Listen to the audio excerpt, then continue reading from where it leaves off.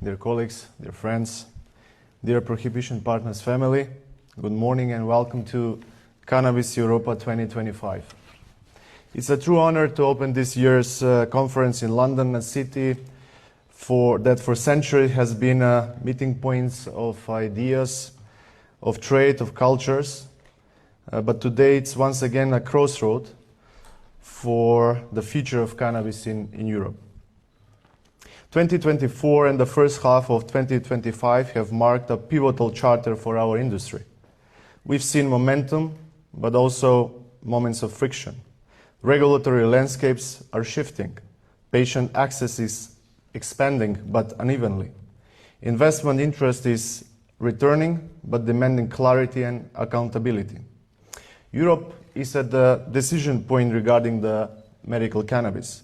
We can continue with fragmented, inconsistent frameworks that confuse regulators, overwhelm healthcare professionals, and leave patients waiting, or we can come together as industry leaders, policymakers, scientists, and patients advocates, and finally help governments building a harmonized, stable, and scalable European cannabis ecosystem. At PHCAN International, we've chosen the second path.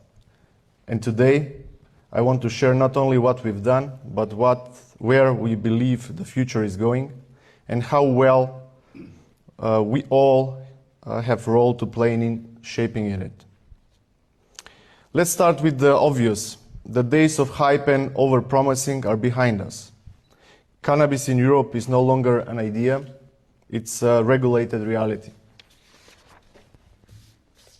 And that means that the conversation is no longer if cannabis will be integrated into the healthcare systems, it is how and how well we do it.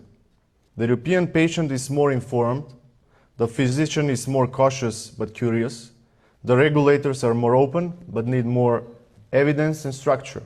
So our responsibility as an industry has evolved. We must deliver not just products but outcomes, not just marketing but science, not just growth, but trust. At PHCAN International, we've built our strategy around three pillars. Number one, trusted, scalable production. Our state-of-the-art cultivation facility in Macedonia, one of the largest in Europe, ensures consistency, quality, and scalability. We are producing at pharmaceutical standards and exporting to some of the most advanced medical markets in the world. Number two, strategic global expansion. We are not chasing every market. We're building depth in the right ones, like Germany, the UK, Australia, Poland, and Brazil. Each market has its own regulatory path, but our goal is the same, to be partner of choice for clinics, wholesalers, pharmacies, and healthcare systems. Number three, building brands with meaning. We are proud to have introduced Tyson 2.0 brand to Europe with our friend and partner Mike Tyson, not as a gimmick, but as a cultural bridge to a new kind of cannabis patients. And now with the new brand PHCAN Exotics, we are launching a premium product tailored to markets that demand both high potency and high sophistication. We are not just supplying cannabis. We are shaping with what premium, trustworthy, and patient-centered cannabis looks like. So what does the next 5 years look like for our industry? We believe Europe can lead the world in the regulated medicinal cannabis if and only if we commit to a shared vision. A vision where patients in Berlin, Barcelona, and London have equal access to the same medicines. Doctors across Europe share a common clinical educational framework. Products move freely under one set of quality and safety rules. And companies are held accountable to real-world evidence, transparency, and impact. This isn't just a fantasy. We already have the blueprint from the pharmaceutical industry, from mutual recognition processes, from the European Medicine Agency itself. But for cannabis, we are still navigating different interpretations of the same plan, unfortunately. Let me be clear. We need harmonized cannabis legislation across the European Union and Europe as a whole, not just to unlock trade and investment, but to protect patients, educate professionals, and build a mature, evidence-based industry.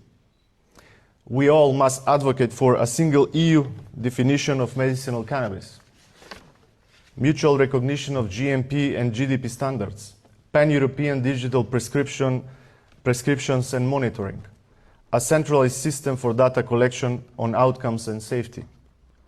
We are ready to do the work, but we need national governments and regulators to meet us halfway. This is not just about cannabis. This is about trust in science, access to healthcare, and economic opportunity across Europe. As I stand here today, I want to say something very clearly. Cannabis is not longer a cause, it's a category, a legitimate category within healthcare, one that deserves and demands the same rigor, the same ethics, and the same long-term thinking as any other. So let us use these days in London not just to network or promote, but to lead. Let's bring courage to the conversation. Let's be bold in our proposals, and let's move beyond pilot programs and into permanent systems. And let's remember the world is watching on Europe. What we do here, or what we fail to do, will shape cannabis regulation far beyond our continent. At PHCAN, we are all in. We hope that you are all in too as well. Let's advocate together for a positive change across Europe. At the end, I want to thank Prohibition partners for their vision, consistency, and dedicated work over these years. Thank you all, and welcome to Cannabis Europa 2025.